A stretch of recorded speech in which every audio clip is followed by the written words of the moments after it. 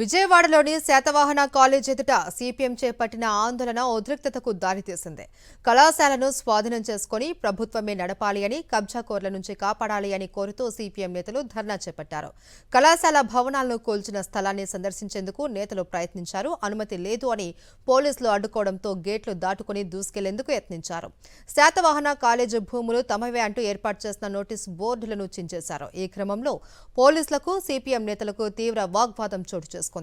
Real estate వ్యాపారం కోసమే college భవనాలను కూలగొట్టారు అని నేతలు మండిపడ్డారు.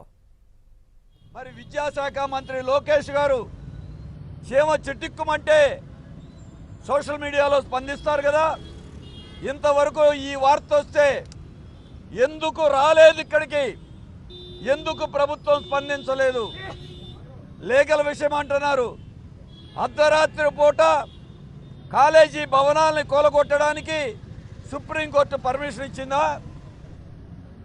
అర్ధరాత్రి నుండి తెల్లవారు దాకా పగలగొడతా ఉంటే ఈ ప్రభుత్వానికి, యంత్రాంగానికి కనపడలేదా?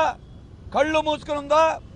ఇదొక్కటే కాదు, ఎస్ఆర్ఆర్ కాలేజీకి సంబంధించిన స్థలాన్ని అక్కడ కబ్జా చేస్తా ఉన్నారు.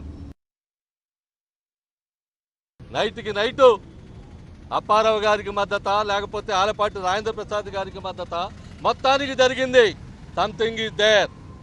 అధికార పార్టీలో ఉన్నటువంటి స్పెషల్ రూలింగ్ స్క్వాడ్ అండతో ఇది జరిగిందని చెప్పనేటువంటిది ఈ సందర్భంగా మేము చెప్పదలిచాం. ఇందుట్లో పెద్దల హస్తాలు కూడా ఉన్నాయి. మామూలు సాదా సామాన్యుడు అర్ధరాత్రి పూట వచ్చి ఒక బిల్డరు, ఒక రియల్టరు వచ్చి చేయగలిగినటువంటి దమ్ము, ధైర్యం ఉండవు. వాళ్ళ వెనకమాలు ఉన్నటువంటి హస్తం, వాళ్ళ వెనకమాలు ఉన్నటువంటి పవరు ఈ రకమైనటువంటి పద్ధతికి దిగదార్చింది.